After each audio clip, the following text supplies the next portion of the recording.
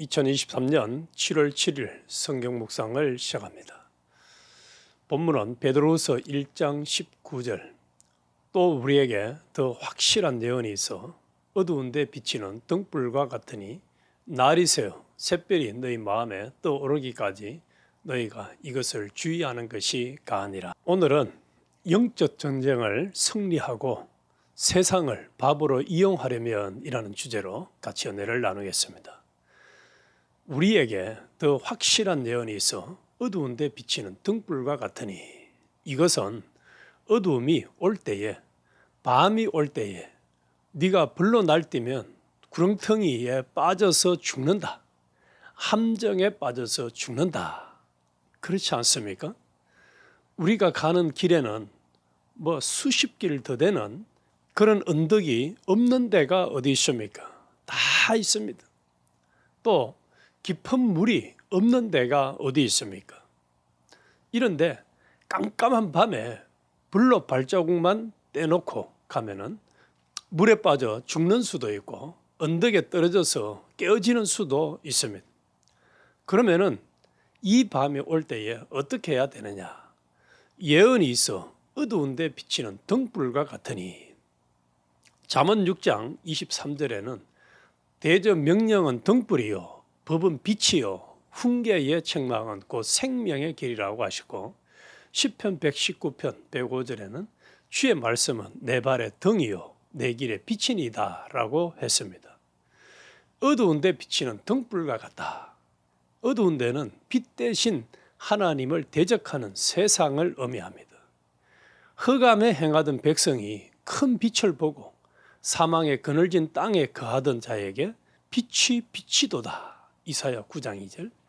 우리의 실험은 혈과 육에 대한 것이 아니요 정사와 권세와 이 어두움의 세상 주관자들과 하늘에 있는 악의 영들에게 대함이라.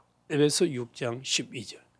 그러면은 어두운 데에서 내가 한 자국 떼놓기를 어떻게 떼놓느냐? 이 등불을 가지고 비춰서 떼놓으면은 사고나 낭패를 당할 일이 없어지겠죠.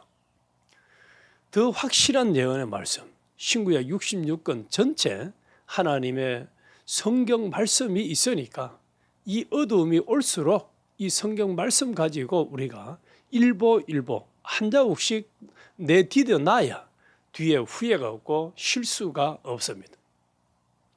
그러나 요즘 같은 모든 것이 악하고 어두운 세상에서 말씀의 등불 없이 살아간다면 그것은 반드시 어두움에 삼켜서 실패하게 됩니다. 더 확실한 예언이 있으니 이 예언은 등불이다. 어두운 데 비치는 등불과 같으니 단단히 명심합시다. 다음으로 날이 새어 샛별이 너희 마음에 떠오르기까지. 일반적으로 날은 재림의 날을 가리키는 것으로 샛별은 예수 그리스도를 가리키는 것으로 이해를 합니다.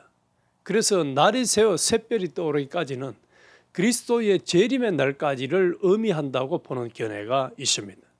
그러나 너희 마음에 떠오르기까지라는 것으로 볼 때 그리스도의 재림에 대해서 언급하는 것이 아니라 성령의 역사를 통해서 내면의 변화를 가져오게 되는 것을 의미하는 것으로 보는 것이 자연스러워 보입니다.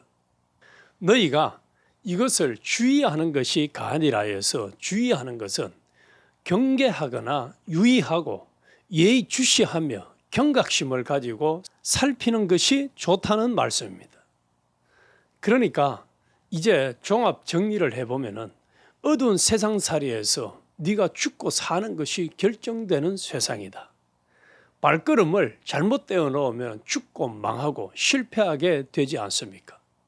이러니까 어두운데 네 발에 등불 같은 예언의 말씀, 신구약 성경 말씀이 필요합니다. 또 이 말씀을 네가 경각심을 가지고 주의해서 살피면서 살아야 함을 강조한 것입니다. 살피기를 날이 새어 샛별이 너희 마음에 떠오르기까지 너희가 이것을 살펴야 한다는 것입니다. 과연 우리는 하나님의 말씀에 주의를 기울이고 그 말씀에 합당한 삶을 살아가고 있나? 그렇지 않은가? 구별하며 살아가고 있는지요? 말씀대로 사느냐 못 사느냐에 따라서 성공과 실패, 삶과 죽음이 결정되는 것으로 강하게 경각심을 가지고 거룩하게 살아가고 있는지를 돌아봅시다. 그래서 우리는 영감이 떠오르기까지, 성령이 우리 속에 와서 역사하시기까지 더 확실한 예언의 말씀을 사모하고 주의하고 살피고 연구해야 합니다. 그리하여 그 사람은 후패하나 속 사람은 날로 새로워져서 이 영적 전쟁을 백전백승하고 세상을 밥으로 이용하며 살아가는 주님의 참 제자가 되시기를 주님의 이름으로 축원합니다.